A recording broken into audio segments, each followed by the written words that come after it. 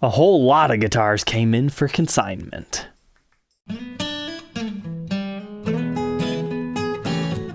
Welcome back, Troglodytes, to your daily dose of guitar information, the Trogly's Guitar Show. About 3 years ago, a viewer of the show came down, asked me to help appraise a whole bunch of his instruments, and let me borrow a few of his more interesting ones, like this really weird Doublecut prototype. Not just anybody can own that guitar, and he wanted me to critique his private build. He enlisted in a school that taught him how to build a guitar right beside a top-tier luthier, and they made a really fantastic piece. You're seeing it here on the screen, but you can check out that full review and demo right here. It was a pretty cool guitar, and he's working on number 2 with him now, so maybe we'll document that in the future. But for today, maybe to pay for the class, he's selling a couple of guitars.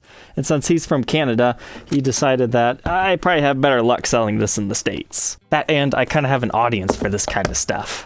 So allow us to see what our first guitar is here, inside of our Gibson USA case. Is it a 355?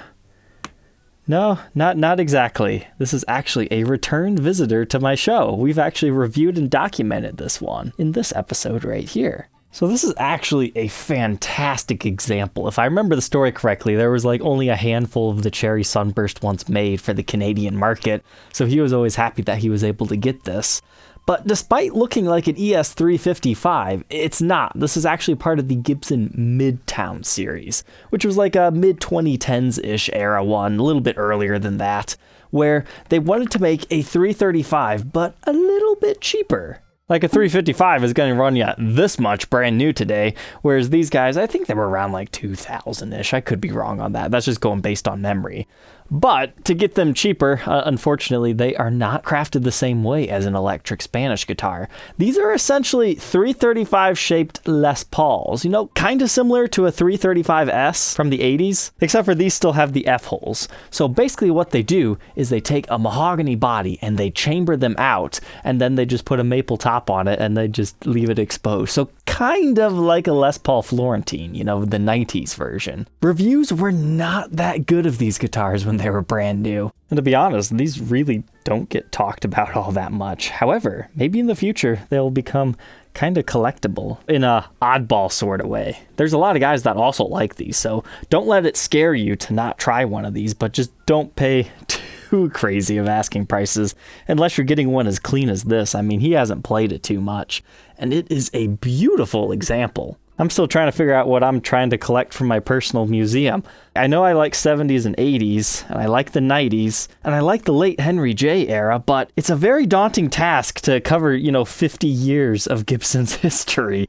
That's a lot of guitars I'd have to buy. But let's just say, if I wanted one of these, I would have no problems keeping this. Like, this might not even show up. I might just make him an offer. But besides desperately needing a fret polish, this one's actually in pretty good shape. It even has some of the original paperwork here. What more can you ask for? Truss rod tool. Oh, and he loves using these Dava picks, and he got me hooked on them. I'm glad to have a couple of these laying around again, because I've lost all of them the past 3 years. But before we continue the unboxing fun today, we need to hear a word from our sponsor, Sweetwater.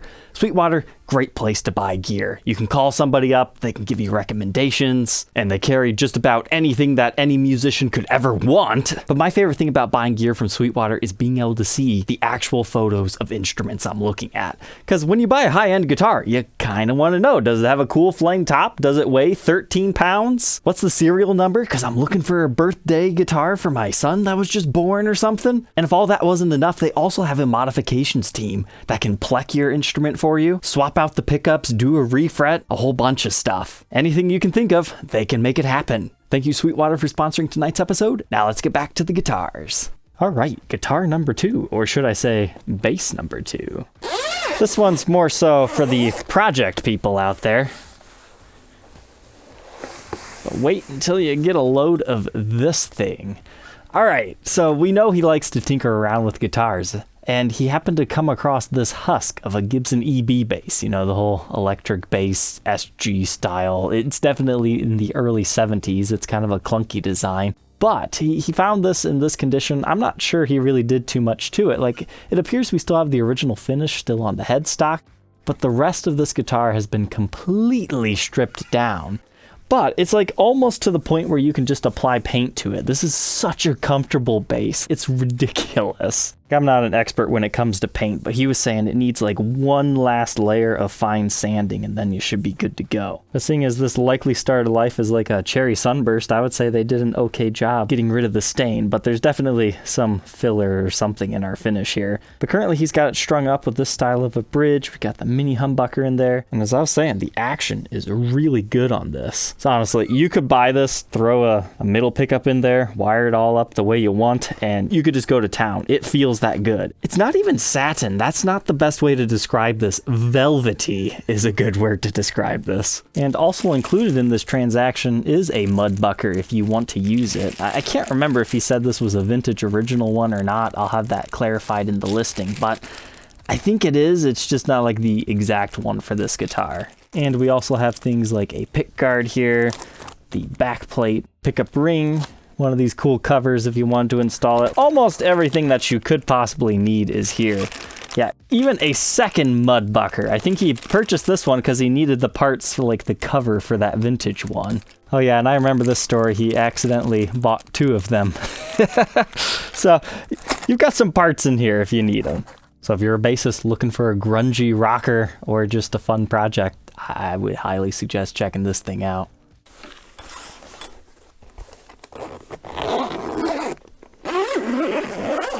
Which, by the way, we're going to start all these off on my website, troglysguitarshow.com.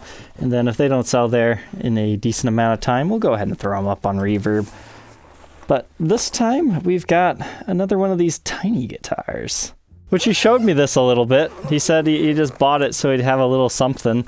And then he never really ended up using it too much. But it's one of these interesting ones where you have the tuning pegs within the body. That way it can be headless. That way it fits in the overhead luggage and whatnot. So the way you string this up is this is basically acting as your bridge. The ball end of the string goes here, but then it goes all the way down here. It wraps it around, and then, yeah, there's your tuning pegs. Kind of an interesting little design here. It's also a bolt-on neck if you needed to take it apart even further. But he said the reason why I didn't like this one is it just never stays in tune after he does a bend. So like this is one good for flamenco players or just chords, just to practice. Hey, check this out. We got some decent dancing within the figured maple neck here. And it's a really nice satin finish. Kind of velvety like I was talking about, just not quite as much as the raw wooden feeling. But this is a traveler guitar, as they call it. And it is electric. You can plug it in. Got your whole preamp, volume, treble, bass. You can also have headphones on this, as well as a built-in tuner, phase. For on-the-go playing, not too bad. Guess what's kind of strange here is that's an oddly familiar cutaway. It's almost like a tiny Les Paul, but in acoustic format. Kind of strange playing a headless guitar, but I'm also trying to support it and play it at the same time. If you want to check out another headless guitar, check out my Ichika Nito signature guitar review. Our next one here is another returning offender. Yeah, see what I did there? My show would not be complete without lame jokes thrown about, but that's just my style, and I'm glad you guys like it. But inside here is a unique opportunity to get one of the Stratocasters that is very interesting from the early 80s. I mean, it's a gorgeous piece, right? Walnut Stratocaster. Well, technically, this one is a straight-up Strat. Now, why do I say that? It's because that's literally the model name. It's not a Stratocaster. So these are cool little oddities within the Fender history of things, and it's rumored that they actually lost money on these particular guitars, so you could check out the full review and demo to learn more. But besides the beautiful wood that these things used, the claim to fame for this model is look at these beautiful golden knobs, super ultra heavy trem system that only lived for a few short years. This was just such a high-end guitar. And if all that wasn't enough, you also have fancy tone options here with a clicky knob. I'll give you a couple of sound samples here.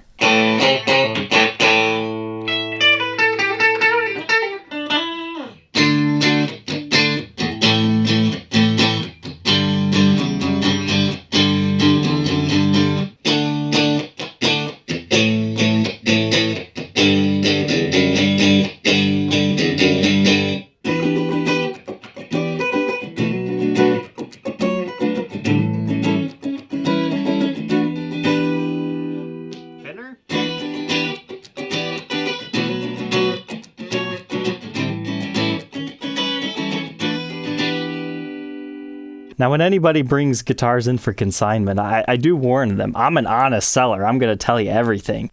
I do not like this guitar at all because I hate the neck profile. It's so shallow. Any type of shoulder that you would normally find on a guitar, it just comes in at a V point, and that creates a sharp edge along the fretboard. At least for my playing style, it's kind of uncomfortable, but I'm sure there's guys out there like, oh, no, Trogly, you're all wrong. That's good because of this, and this.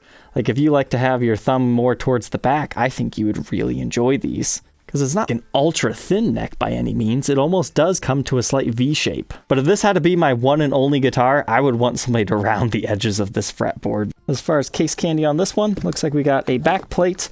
Ooh, the ever important golden trem arm. A lot of these are missing those. Not sure if that's actually part of the guitar or not. There's nothing else. Absolutely gorgeous wood grain on this one. You got 2 eye formations.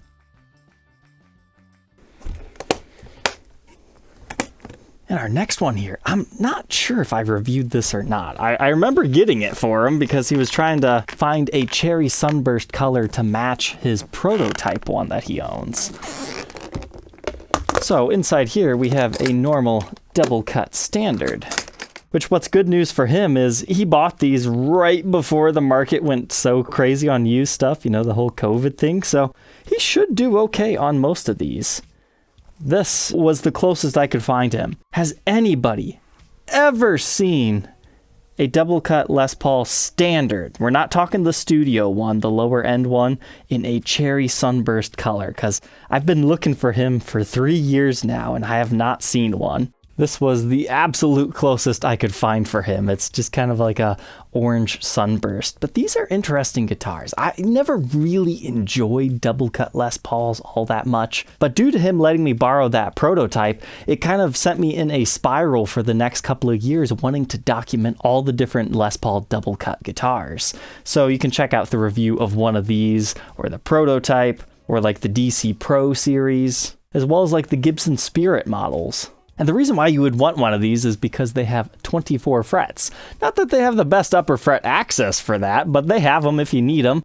And the neck pickup being a little bit lower just gives you slightly different tones. Some guys dig it, some guys don't. I think if you were trying to come from a PRS guitar into the Gibson side of things, these would be a great transition piece because they were kind of both based on the same thing, the double cut Les Paul Juniors and Specials, because they're nice thin bodies. They're a little bit thinner than a regular Les Paul. They have a comfort cut, which some guys like, but yet the necks still feel very similar to what you're used to. But the condition of this one is actually surprisingly good. I mean, there is a ding right here and a few light impressions as you scan across the top, but it's a beautiful flame top with the wood grain underneath. Looks like we maybe got a small blemish here on the neck, and maybe a capo mark up here on the headstock. But this is a nice example. We even have a little bit of case candy. And now we have the last one for today's episode. He did bring 3 other guitars, but I'm going to review that one, and I just worked a deal on those 2 because I wanted them for my personal collection. So we'll see those in the next unboxing episode, as well as a future review of that, because that's like a cool custom boutique guitar. But what is inside our last Gator case? I'm honestly not too sure. Because when he dropped them by, it's like, I don't want to look at them because I want to get my first impressions on camera. That's just how I like to film the unboxing episode. But it always we end up taking 2 or 3 of them out to talk about them anyway. So let's see, do I have any interesting commentary on what is in this case? Oh, no, I have absolutely no idea what this is. It looks like some sort of a Fender custom shop with a Bigsby. That's a really beautiful double bound Telecaster. Let's go ahead and take it out of the case. It looked like a custom shop, but not having the custom shop case made me go, I wonder if it's really a custom shop. No, the neck tells us this was made in Japan. So, wow, this is a striking made in Japan Tele. You know, I'm almost tempted to open another division in my museum dedicated to Fender Japan guitars because I am passionate about them. I like to document their history because honestly, a lot of times it's more exciting than the USA stuff. Or maybe it's just more exciting because it's less of the usual that we see over here all the time. But look at that. Double binding, top and back, candy apple red like finish here, really radiant. Got a rosewood fretboard on it, but I guess you guys will have to check out the full listing for all the details because I'm not prepared to talk about this one. I've never seen this in his collection before. All right, Troglodytes, I hope you enjoyed tonight's episode. If you're interested in any of these guitars, again, you can message me or check them out on my website, troglysguitarshow.com. Thank you for tuning in, and we will catch you guys next time. Take care.